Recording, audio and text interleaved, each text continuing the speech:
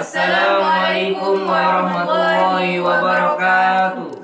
Kami dari kelompok 6 Prodi PAI 1C Sains Bengkalis akan mempresentasikan hasil diskusi kelompok kami yang berjudul Kutipan dan Referensi. Sebelum itu, kami akan memperkenalkan diri kami. Yang pertama, Saya Vivi Juliana.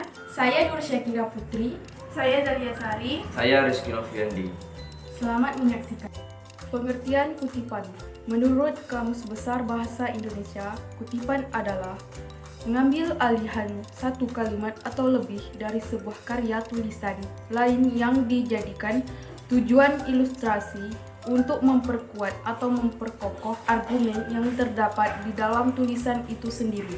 Pengertian kutipan secara umum adalah mengutip kalimat dari pendapat seorang pengarang yang bisa menjadi bahan untuk penulisan yang kemudian harus dapat dipertanggungjawabkan dalam kegiatan menulis ulang tersebut sebagai bahan untuk memperkuat teori dalam suatu karya ilmiah. Selanjutnya, fungsi kutipan. Pertama, sebagai penjelasan bagi suatu uraian. Kedua, sebagai bukti bahan untuk menunjang pendapat. Yang ketiga, sebagai penguat bagi pendapat penulis. Yang keempat, sebagai bahan landasan teori. Yang kelima, untuk memperlihatkan kepada pembaca materi dan teori yang digunakan. Keenam, untuk mencegah penggunaan plagiat.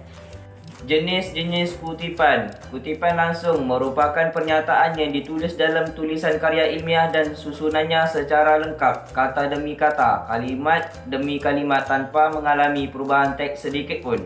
Terdapat kutipan langsung pendek yang terdiri dari 4 baris dan kutipan langsung panjang yang terdiri 4 baris lebih.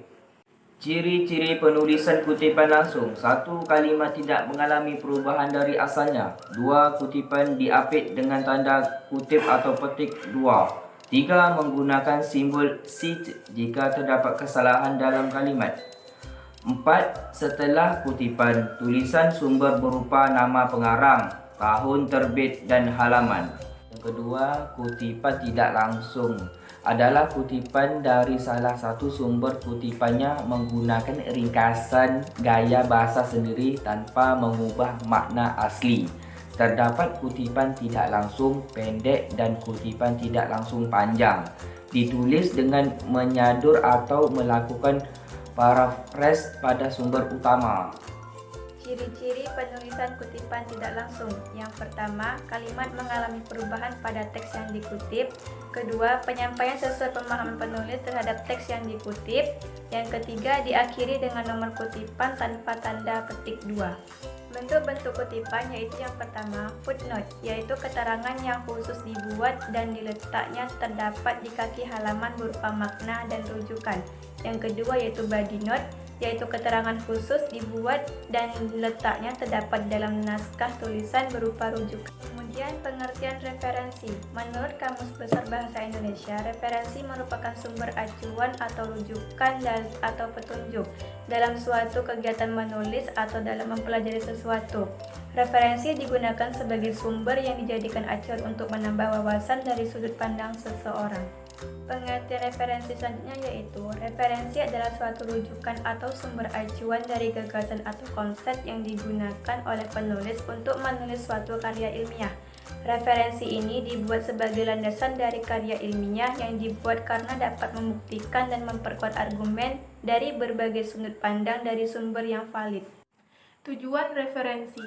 Tujuan referensi yang pertama yaitu untuk memberikan informasi kepada pembaca bahwa penulisan berasal dari sumber yang dapat dipercaya.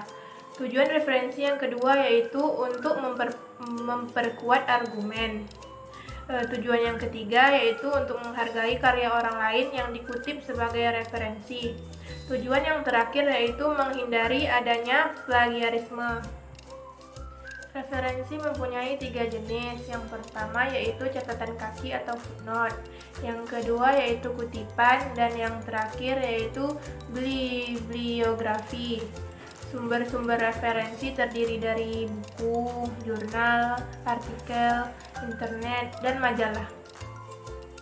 Cara penulisan footnote yang pertama yaitu ditulis dengan ukuran font yang lebih kecil. Yang kedua, penulisan berisi tentang penjelasan kutipan utama di badan tulisan.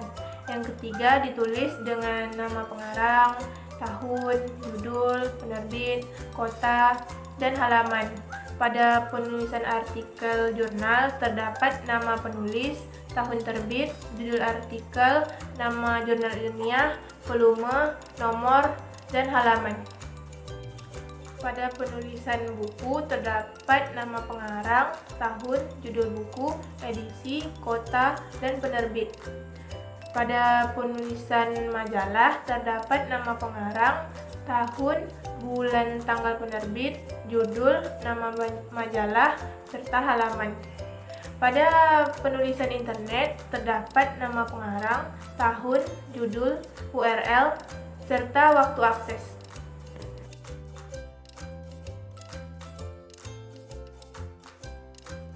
Baiklah, itu tadi yang dapat kami sampaikan. Lebih dan kurang kami mohon maaf. Kami akhiri. Wassalamualaikum